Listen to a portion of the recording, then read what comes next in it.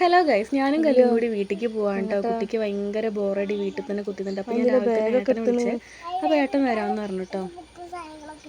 അപ്പോൾ കല്ലു ബാഗൊക്കെ ആയിട്ടാണ് ഇറങ്ങിയത്. അപ്പോൾ ഞാൻ ചോദിക്കുക എന്തിനാ മോളെ ബാഗും പുസ്തകമൊക്കെ. അപ്പോൾ ഒറ്റയ്ക്കിട്ട് അങ്ങനെ പോകാനൊന്നും പറ്റൂല എന്നിട്ട് കല്ലു പറയണേ. അങ്ങനെ ഞാൻ ഏട്ടനും കാത്ത് റോട്ടിൽ ഇങ്ങനെ നിൽക്കുകയാണ്. പിന്നെ ഏട്ടൻ വന്നിട്ടോ, വേഗം വീഡിയോ ഒന്നും എടുക്കാൻ പറ്റിയില്ല. അങ്ങനെ വീട്ടിലെത്തി ഞാൻ എൻ്റെ റൂമൊക്കെ തുറന്നിങ്ങനെ ലൈറ്റൊക്കെ ഇട്ടൊന്ന് കണ്ണാടിയൊക്കെ നോക്കാമെന്ന് കരുതിയിട്ടോ.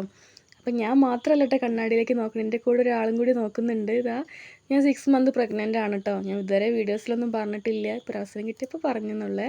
അങ്ങനെ ഇതാ വീട്ടിലെത്തി ഞാൻ അമ്മ എന്തൊക്കെയാണ് അടുക്കളയിൽ ഉണ്ടാക്കണമെന്നൊക്കെ നോക്കാൻ വേണ്ടി ഇങ്ങനെ പോകാണ്ട്. അപ്പോഴേക്ക് കല്ലു ഇതാ അവളെ പുസ്തകമൊക്കെ എടുത്തുകൊണ്ട് എല്ലാവർക്കും കാണിച്ചു കൊടുക്കുകയാണ്. പാപ്പൻ്റെ മക്കളൊക്കെ ഉണ്ടേനി, അപ്പോൾ ഓർക്കൊക്കെ ഇങ്ങനെ കാണിച്ചു കൊടുക്കാറുണ്ട്. അപ്പം ഞാൻ വെറുതെ എൻ്റെ കോലിങ്ങനെ വീഡിയോ എടുക്കട്ടെ. ഞാനിങ്ങനെ ആകെ ഇങ്ങനെ ക്ഷീണിച്ച് ഫേസും കഴുത്തൊക്കെ ഇങ്ങനെ കറുപ്പൊക്കെ ആയി വരിക കേട്ടോ. പിന്നെ അതാ അച്ഛൻ കൊണ്ടുവന്ന് വെച്ചാൽ പലഹാരമൊക്കെ ഇങ്ങനെ എടുത്ത് ഓരോന്നോരോന്നെടുത്ത് ഇങ്ങനെ കഴിക്കുകയാണ്. അതൊക്കെ ആദ്യം ഭയങ്കര ഇഷ്ടപ്പെട്ടൊരു സാധനം കേട്ടോ. പിന്നെ അത് കഴിഞ്ഞിട്ട് കല്ലു ഇതാ എനിക്ക് സവർജിലും ആപ്പിളൊക്കെ കട്ട് ചെയ്ത് തരികയാണ്. ഓക്ക് പിന്നെ ഭയങ്കര കെയറിങ് ആണ് വാവ വരുന്നതുകൊണ്ട്. പിന്നെ എന്താ കല്ലു എഴുതി വെച്ചതിൻ്റെ സ്ലേറ്റിലൊക്കെ അതൊക്കെ മായ്ച്ച് പിന്നെയും ഫസ്റ്റ് തൊട്ട് എഴുതാം കേട്ടോ. ബി ആണ് ആൾ എഴുതാണ്. അപ്പോൾ അമ്മ അതൊന്ന് വീഡിയോ എടുക്കുമെന്ന് ചോദിച്ചതാണ് കേട്ടോ എന്നോട്. പിന്നെ കുഞ്ഞേട്ട ഉച്ചയ്ക്ക് ഫുഡ് ഓർഡർ ചെയ്തിട്ടുണ്ടായി കേട്ടോ, മന്തി അൽഫാമൊക്കെ ഓർഡർ ചെയ്ത്. അപ്പോൾ ഞാനിത് അതൊക്കെ പോയി വാങ്ങിച്ചിട്ടോ. പിന്നെ ഞങ്ങളെല്ലാവരും കൂടി ഫുഡൊക്കെ കഴിക്കാൻ വേണ്ടി ഇരുന്നേ.